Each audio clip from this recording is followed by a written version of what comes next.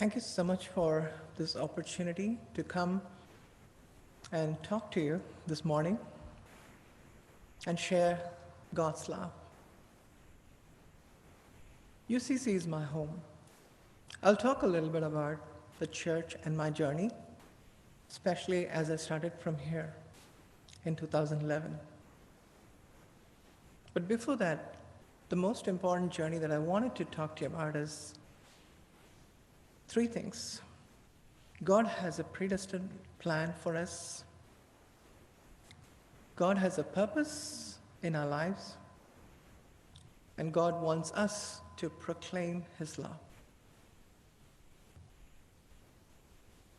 God has a predestined plan for us. God has a purpose in our lives.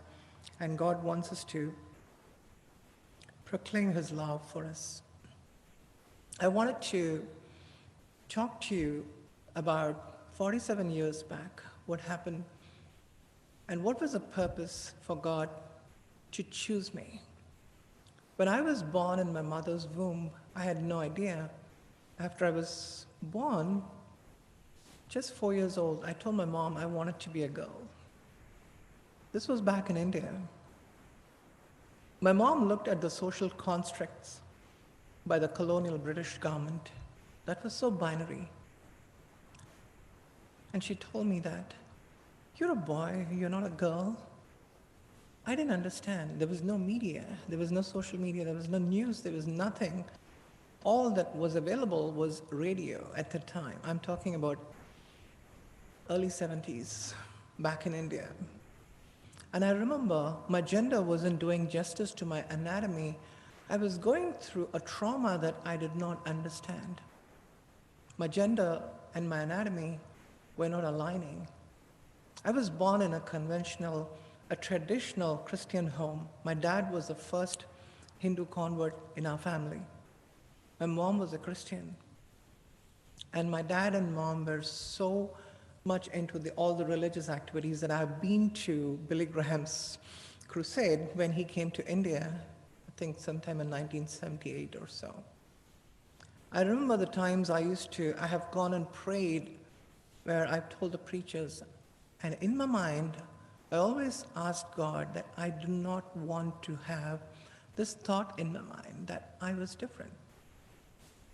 I found it like a thorn in my flesh, like Paul said.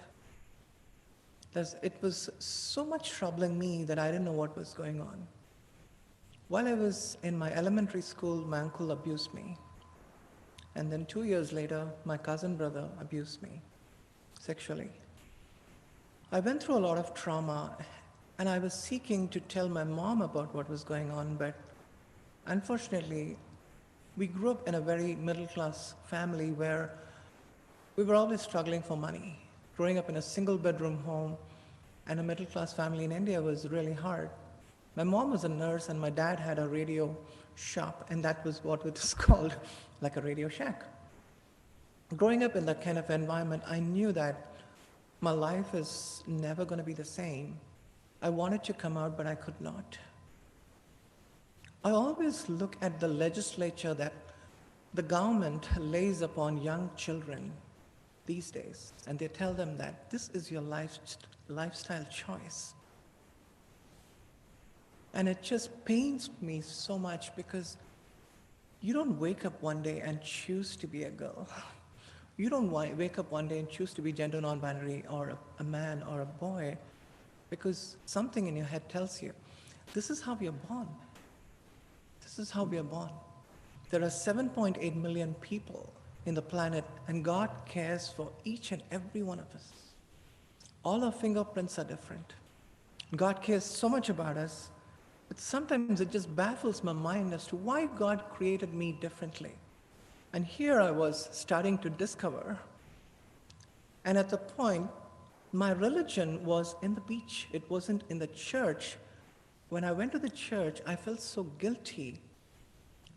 Maybe because of the congregation, it was an Anglican church. And all that I knew was, you're going to hell. You are going to hell because you don't belong here. I have never attended Sunday school.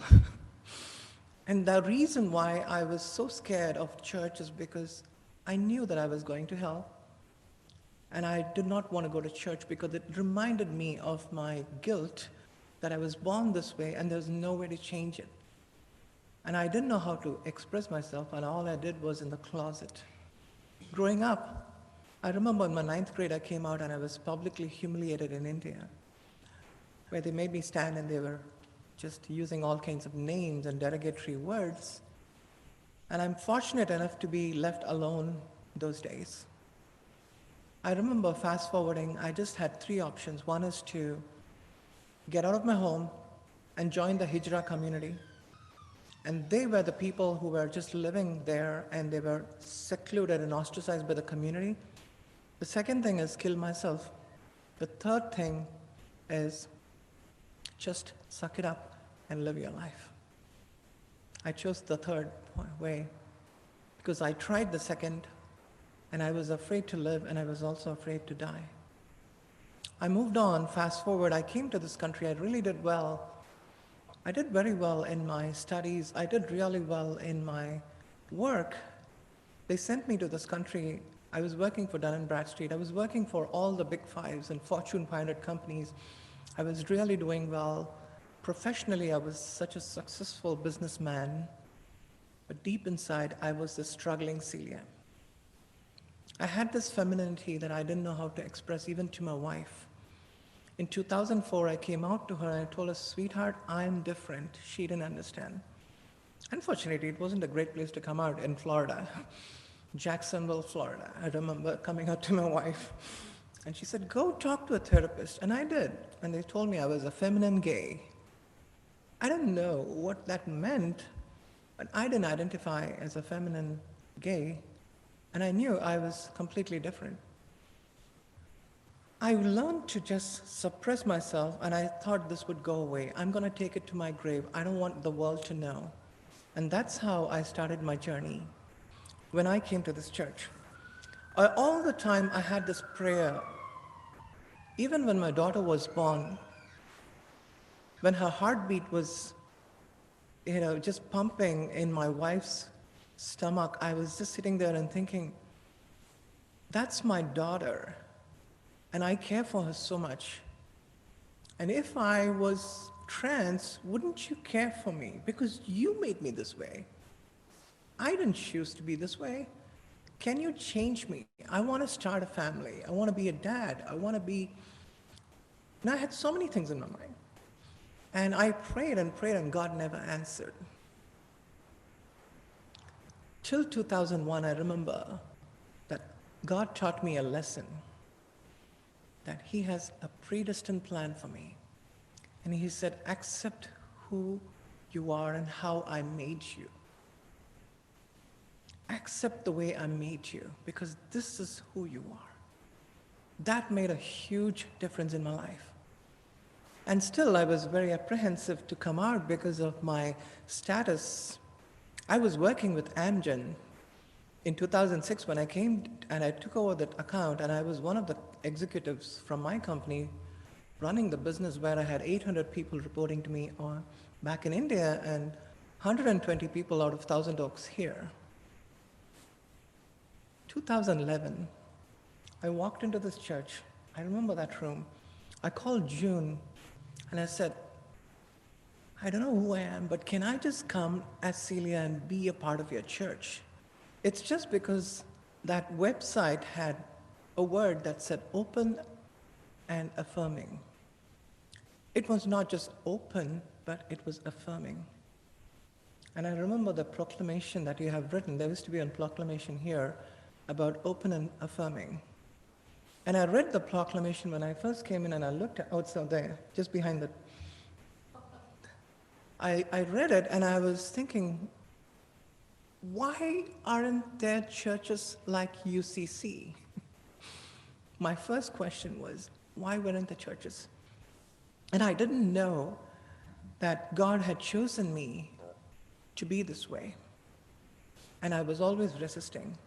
Moving to the part where the purpose, I was asking God, what's your purpose? Now that you have made me this way, what's your purpose? Am I just going to exist, or am I going to live my life to the fullest that you want me to live. I always love this verse from Jeremiah 11 that says, I have a plan for you, a plan not to harm you, but to give you a life. And this is the plan that God had given to me. And I told in 2000, I think in 2013, I stood in the same podium for the very first time in my life. And this room was full of people, and there were little children who looked at me and asked questions. Because Dr. June said at the time, Reverend June, she said, Celia, just tell your story. And I told my story, not even knowing what the consequences would be. But it was amazing the way this congregation was accepting, and they were so loving. I remember Alameda, the first time I was doing the sale here, we were putting all these tags together, I was working with her. She never turned even one bit and looked at me and said, are you a trans? She never asked that question. I came to this church for almost a year. I was in the Beyonders group with Joy and Dottie and everybody in this group, in this same church, in that room. I remember Aileen. Tuesdays after Tuesdays, pastors after pastors after Dr. June had left, there were so many pastors who had changed. And I knew Curtis was one of my greatest support. Not just that, but even John, I remember John and Joan, they were so friendly. And they always welcomed me like a person whom they would treat me like their own family. In fact, I was there in the Christmas party as well. One of the New Year parties, I remember being to your house. There's a purpose in our lives. And I asked that question, God, what's your purpose? When I asked that question, God, what's your purpose? There was a purpose in this church as well. This was the only church in 2015 that stood by me when there was a letter to the editor that said, you are a man in a dress who needs medical help. And this article came out in Acon, 2015. If you go and search Acon 2015, I stood in the same podium and I told my story, and Alicia Doyle had covered my story. I'm a great friend of her.